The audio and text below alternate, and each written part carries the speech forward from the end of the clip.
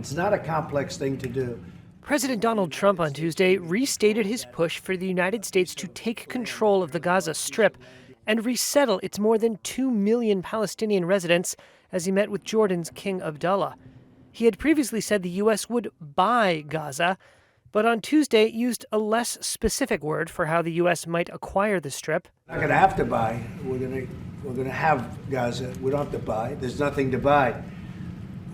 We will have Gaza. What does that mean? No reason to buy. There is nothing to buy. It's Gaza. It's a war-torn area. We're going to take it.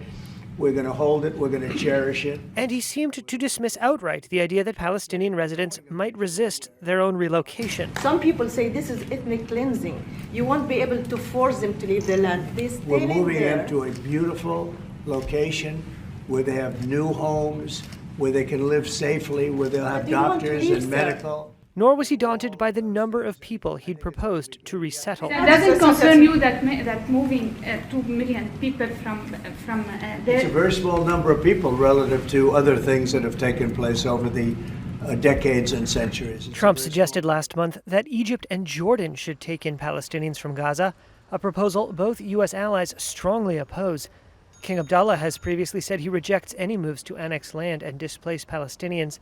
On Tuesday, he avoided answering reporters' questions about his stance, saying he was waiting for what he said was an Egyptian proposal on Gaza. How do you feel about the U.S. taking Gaza, as the president said? Well, again, this is something that we, as Arabs, will be coming to the United States with something that we're going to talk about later to discuss all these options. And Mr. President, take it under what? Trump has said he would consider withholding aid from Jordan if it refuses to resettle Palestinians. Jordan, which hosts American air bases and is a key intelligence-sharing ally, is already reeling from Trump's 90-day pause in foreign aid. Israeli Prime Minister Benjamin Netanyahu on Tuesday declared the ceasefire in Gaza would end and fighting with Hamas would continue if the Palestinian militant group did not release hostages by midday Saturday. In light of Hamas's announcement of its decision to violate the agreement and not release our hostages, last night I ordered the military to gather forces inside and around the Gaza Strip. This operation is being carried out at this time. It will be completed in the very near future.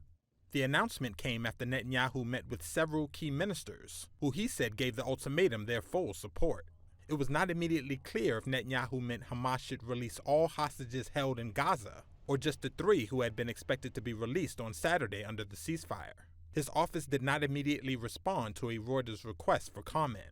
U.S. President Donald Trump on Monday also said Hamas should release all of the hostages by Saturday, or face consequences.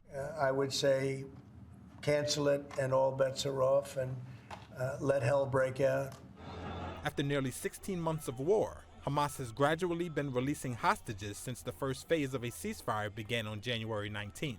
But on Monday, the militant group said it would not free any more individuals until further notice, over accusations Israel was violating the deal by conducting several deadly shootings, holding up some aid deliveries, and impeding the return of Gazans to the Strip's north. Israel denies holding back aid and says it has fired on people who disregarded warnings not to approach Israeli troops. Following Netanyahu's ultimatum Tuesday, Hamas issued a statement renewing its commitment to the ceasefire and accusing Israel of jeopardizing it.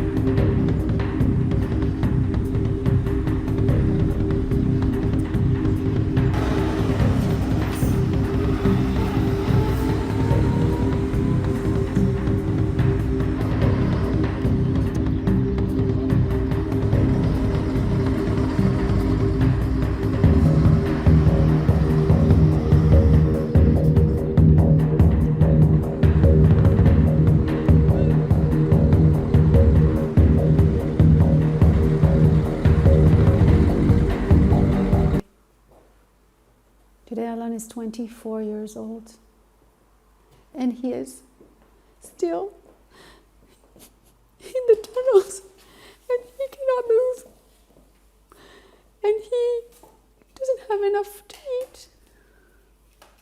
The world needs to hear about this.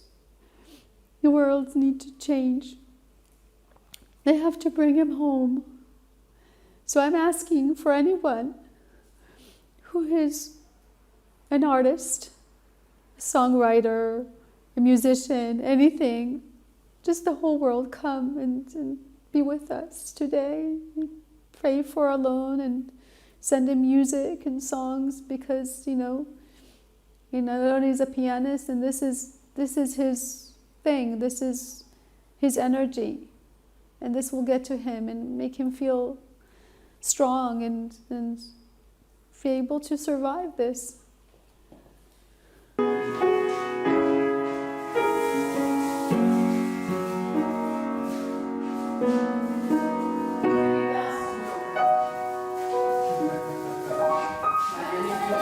Alon is a civilian. He went to a Nova festival. He did nothing wrong.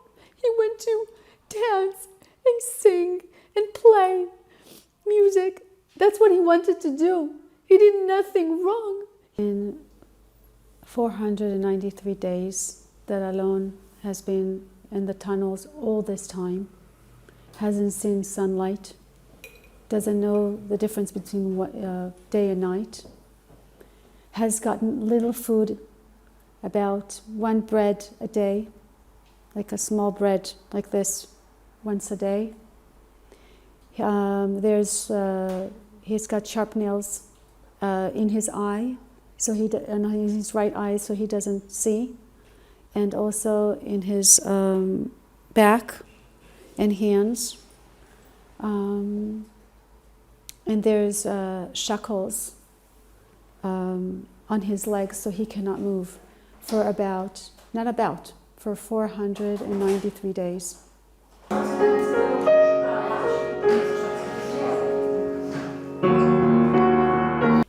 I cannot explain what I'm feeling right now. So yes, we know that Alon is alive and he's fighting for his life every day. But the fact that he is in these tunnels with this terrible, unhumane situation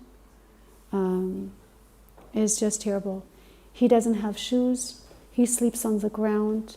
He doesn't have a mattress. He doesn't have a pillow. He doesn't have anything of that. For 493 days, we need for him and all the other hostages to come home. He's alive. Alon is not in this phase. I have no idea why. This is totally humanitarian. So I'm asking, Trump to hear me, and he started something. And Eli and all, the way they were with Alon. So now they're home, but Alon is continuing to be starved. Alon is continuing to be with shackles and not be able to move. He's there. Please bring him home. Please do something.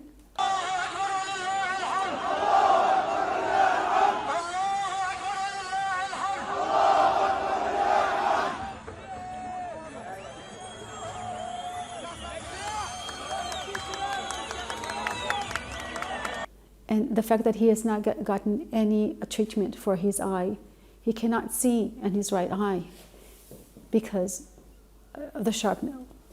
So that's not right. That's not right. Where is the RCRC? Where is the medicine that he's supposed to be getting? This is starvation. Alon's great-grandfather was in Auschwitz. He came out of Auschwitz 30 kilos. 30 kilos. Alon, this is 2025. This is not something that it's even comprehensible. We cannot have this again in this family. But I'm thinking, Alon is strong, and he's got that in his heritage. And because his great-grandfather went through this, he got this in every bone in his body. He knows how to survive. He knows, but this is not right. He does not have enough time. He has to come home. He has to come home alive, alive, alive. Please bring him home. Yes, this is Alon Ohel. Ohel Alon. Yes. And I received his family once and his mother twice. I want Alon to know that there are so many people thinking about him today and every day, and that he is not alone. Alon, you are not alone. We're with you. And you are coming home alive. And you have to be strong. Every mother in this world, if you just think about it, would you be able to go to sleep knowing that your son has not eaten dinner today? And not being able to walk because he's got chains all over his legs? No. This is not right. And we have to change it. We have to make sure that they're back.